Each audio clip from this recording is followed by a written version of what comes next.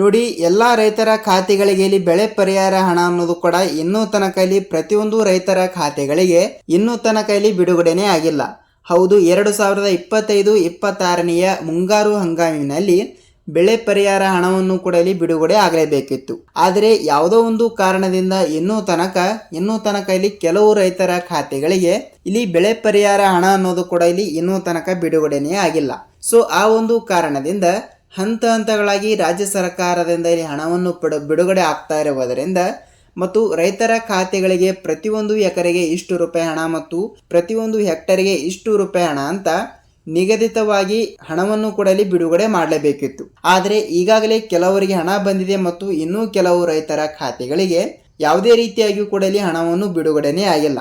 So ಇಲ್ಲಿ ಬಹಳಷ್ಟು ಫಲಾನುಭವಿಗಳ ಖಾತೆಗಳಿಗೆ ಈಗಾಗಲೇ ಖಂಡಿತವಾಗಿಯೂ ಕೂಡ ಹಣವನ್ನು ಬಿಡುಗಡೆ ಆಗ್ತಾ ಇರುವುದರಿಂದ ರೈತರ ಖಾತೆಗಳಿಗೆ ಹೊಸ ವರ್ಷ ಇರುವ ಕಾರಣದಿಂದ ಪ್ರತಿಯೊಂದು ರೈತರ ಖಾತೆಗಳಿಗೆ ಒಂದು ಭರ್ಜರಿ ಗುಡ್ ನ್ಯೂಸ್ ಕೊಟ್ಟಿರುವಂಥದ್ದು. ಸೊ ಅದೇ ರೀತಿಯಾಗಿಯೂ ಕೂಡ ಪ್ರತಿಯೊಂದು ರೈತರ ಖಾತೆಗಳಿಗೆ ಇವತ್ತು ಕೂಡ ಇಲ್ಲಿ ಒಂದಿಷ್ಟು ಜಿಲ್ಲೆಗಳಿಗೆ ಮಾತ್ರ ಬೆಳೆ ಪರಿಹಾರ ಹಣವನ್ನು ಬಿಡುಗಡೆ ಮಾಡುವ ಕುರಿತು ಒಂದು ಮಾಹಿತಿ ಕೊಟ್ಟಿರುವುದರಿಂದ ಯಾರಂದರೆ ಇಲ್ಲಿ ಖಂಡಿತವಾಗಿಯೂ ಕೂಡ ರಾಜ್ಯದ ಮುಖ್ಯಮಂತ್ರಿಯಾಗಿರುವ CM ಸಿದ್ದರಾಮಯ್ಯ ಸರ್ ಅವರಾಗಲಿ ಮತ್ತು ಕಂದಾಯ ಇಲಾಖೆಯ ಸಚಿವರಾಗಿರುವ ಕೃಷ್ಣ ಬೈರೇಗೌಡ ಸರ್ ಅವರು ಕೂಡ ಈ ರೀತಿ ಅವರು ಕೂಡ ಒಂದು ಮಾಹಿತಿ ಕೊಟ್ಟಿರುವುದರಿಂದ ಇಲ್ಲಿ ಯಾವ ಜಿಲ್ಲೆಗಳಿಗೆ ಹಣ ಬಿಡುಗಡೆ ಆಗುತ್ತದೆ ಮತ್ತು ಪ್ರತಿಯೊಂದು ಅಂದರೆ ಇಲ್ಲಿ ರಾಜ್ಯದಲ್ಲಿ ಇರುವಂತಹ 30ರಿಂದ 31 ಜಿಲ್ಲೆಗಳು ಕೂಡ ಇಲ್ಲಿ ಇರುವ ಪ್ರಕಾರ ಎಲ್ಲ ಜಿಲ್ಲೆಯ ರೈತರ ಖಾತೆಗಳಿಗೆ ಇಲ್ಲಿ ಹಣವನ್ನು ಬಿಡುಗಡೆ ಆಗುತ್ತದೆಯಾ ಅಂತ ನೀವು ನಮಗೆ ಕೇಳಬಹುದು. ಹೌದು, ಇಲ್ಲಿ ಎಲ್ಲ ಜಿಲ್ಲೆಯ ರೈತರ ಖಾತೆಗಳಿಗೆ ಹಣವನ್ನು ಬಿಡುಗಡೆ ಆಗಲ್ಲ.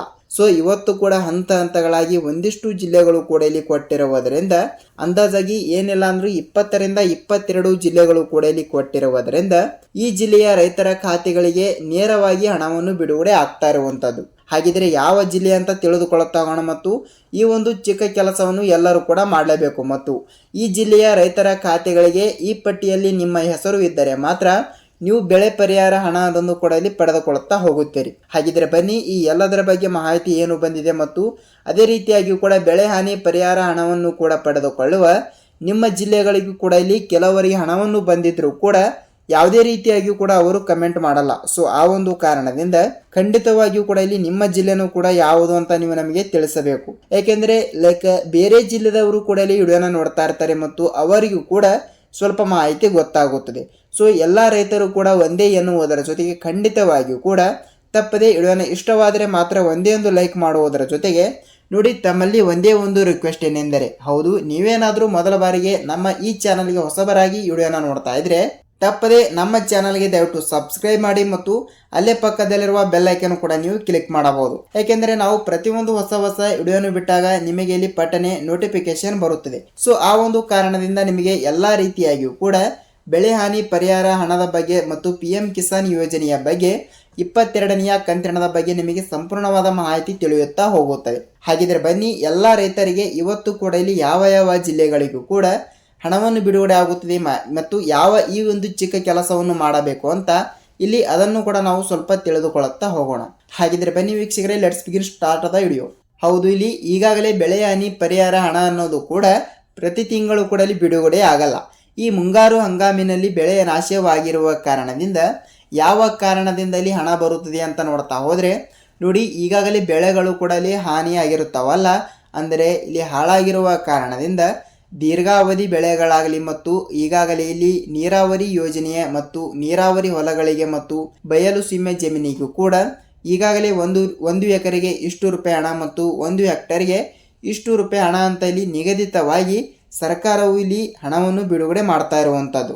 ಸೊ ಆ ಒಂದು ಕಾರಣದಿಂದ ಈಗಾಗಲೇ ನೋಡಿ, ದೀರ್ಘಾವಧಿ ಬೆಳೆ ಅಂದರೆ ಇಲ್ಲಿ ಕಬ್ಬು, ದ್ರಾಕ್ಷಿ, ದಾಳಿಂಬೆ ಈ ರೀತಿ ಅಂದರೆ 1 ವರ್ಷಕ್ಕಿಂತ ಹೆಚ್ಚಿಗೆ ಇಲ್ಲಿ ಇಳುವರಿ ಕೊಡುವಂಥ ಬೆಳೆಗಳಿಗೆ ಇಲ್ಲಿ ದೀರ್ಘಾವಧಿ ಬೆಳೆ ಎನ್ನುವುದರ ಜೊತೆಗೆ ಇಲ್ಲಿ ಅಂಥ ಬೆಳೆಗಳಿಗೆ ಇಲ್ಲಿ ಹೆಚ್ಚಿಗೆ ಹಣವನ್ನು ಕೂಡ ಇಲ್ಲಿ ಬಿಡುಗಡೆ ಮಾಡಿರುವಂಥದ್ದು. ಸೊ ಆ ಒಂದು ಕಾರಣದಿಂದ ಇಲ್ಲಿ ಹೊಳೆಗಳು ಕೂಡ ಇಲ್ಲಿ ಬಂದು ಹಾಳಾಗಿರುತ್ತವೆ ಮತ್ತು ಬಿಸಿಲಿಗೆ ಹಾಳಾಗಿರುವ ಕಾರಣದಿಂದ ಮತ್ತು ಚಳಿಯಿಂದ ಬೆಳೆಗಳು ಕೂಡ ಹಾಳಾಗಿರುವ ಕಾರಣದಿಂದ ಇಲ್ಲಿ ಮಳೆಯಿಂದ ಮತ್ತು ಈ ರೀತಿ ನಾನಾ ಕಾರಣಗಳಿಂದ ಬೆಳೆಗಳು ಕೂಡ ಇಲ್ಲಿ ನಾಶವಾಗಿರುವ ಕಾರಣದಿಂದ ಅಲ್ಲಿ ಅವರಿಗೆ ಅಂದರೆ ರೈತರ ಖಾತೆಗಳಿಗೆ ಸರ್ಕಾರವು ಇಂತಿಷ್ಟು ರೂಪಾಯಿ ಹಣದಂತೆ ಇಲ್ಲಿ ಪ್ರತಿಯೊಂದು ಎಕರೆಗೆ ಇಷ್ಟು ರೂಪಾಯಿ ಹಣ ಮತ್ತು ಪ್ರತಿಯೊಂದು ಹೆಕ್ಟರ್ಗೆ ಇಷ್ಟು ರೂಪಾಯಿ ಹಣ ಅಂತ ಇಲ್ಲಿ ಹಣವನ್ನು ನಿಗದಿತವಾಗಿ ಜಿಲ್ಲೆಗಳ ಪ್ರಕಾರ ಇಲ್ಲಿ ಬಿಡುಗಡೆ ಮಾಡ್ತಾ ಇರುತ್ತದೆ.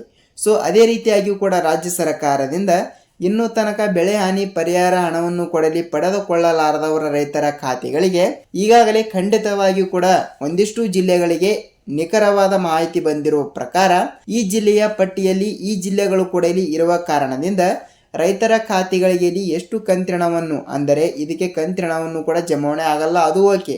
ಸೊ ಖಂಡಿತವಾಗಿಯೂ ಕೂಡ ಇಲ್ಲಿ ಪ್ರತಿಯೊಂದು ಎಕರೆಗೆ ಇಷ್ಟು ರೂಪಾಯಿ ಹಣ ಮತ್ತು ಪ್ರತಿಯೊಂದು ಎಕರೆಗೆ ಮತ್ತು ಹೆಕ್ಟರ್ಗೆ ಇಷ್ಟು ರೂಪಾಯಿ ಹಣ ಅಂತ ನಿಗದಿತವಾಗಿ ಹಣವನ್ನು ಕೂಡ ಇಲ್ಲಿ ಬಿಡುಗಡೆಯಾಗಿರುವುದರಿಂದ ಇಲ್ಲಿ ನೋಡಿ ನೀರಾವರಿ ಹೊಲಗಳಿಗೆ ಅಂದರೆ ನೀರಾವರಿ ಜಮೀನುಗಳಿಗೆ ಇಲ್ಲಿ 10,000 ರಿಂದ 15,000 ರೂಪಾಯಿ ಹಣವನ್ನು ಬಿಡುಗಡೆ ಮಾಡಿರುವಂಥದ್ದು ಪ್ರತಿಯೊಂದು ಎಕರೆಗೆ ಹೇಳ್ತಾ ಇದ್ದೀನಿ ವೀಕ್ಷಕರೇ. ಮತ್ತು ಪ್ರತಿಯೊಂದು ಎಕರೆಗೆ ಇಲ್ಲಿ ಬಯಲು ಸೀಮೆ ಜಮೀನಿಗೆ ಅಂದರೆ ಬಯಲು ಸೀಮೆ ಅಂದರೆ ನೀರಾವರಿ ಇರುವುದಿಲ್ಲಲ್ಲ ಆ ಒಂದು ಜಮೀನಿಗೆ ಇಲ್ಲಿ 8,000 ರಿಂದ 10,000 ರೂಪಾಯಿ ಹಣವನ್ನು ಪ್ರತಿಯೊಂದು ಎಕರೆಗೆ ಇಲ್ಲಿ ನಿಗದಿತಪಡಿಸಿರುವಂಥದ್ದು. ಸೊ ಅದೇ ರೀತಿಯಾಗಿಯೂ ಕೂಡ ಇಲ್ಲಿ ಹೆಕ್ಟರ್ ಬಗ್ಗೆ ನೋಡ್ತಾ ಹೋದರೆ ಇಲ್ಲಿ ಪ್ರತಿಯೊಂದು ಹೆಕ್ಟರ್ಗೆ ಇಲ್ಲಿ 30,000 ರಿಂದ 35,000 ರೂಪಾಯಿ ಹಣವನ್ನು ಬಿಡುಗಡೆ ಮಾಡಿರುವಂಥದ್ದು. ಸೊ ಈ ಒಂದು ಕಾರಣದಿಂದ ಈಗಾಗಲೇ ಕೆಲವರಿಗೆ ಕೇವಲ 8,000 ರಿಂದ 10,000 ರೂಪಾಯಿ ಹಣವನ್ನು ಬಿಡುಗಡೆ ಆಗಿರುವುದರಿಂದ ಪ್ರತಿಯೊಂದು ಎಕರೆಗೆ ಕೇವಲ 8,000 ರಿಂದ 10,000 ರೂಪಾಯಿ ಹಣವನ್ನು ಮಾತ್ರ ಬಿಡುಗಡೆ ಆಗಿರುವಂಥದ್ದು.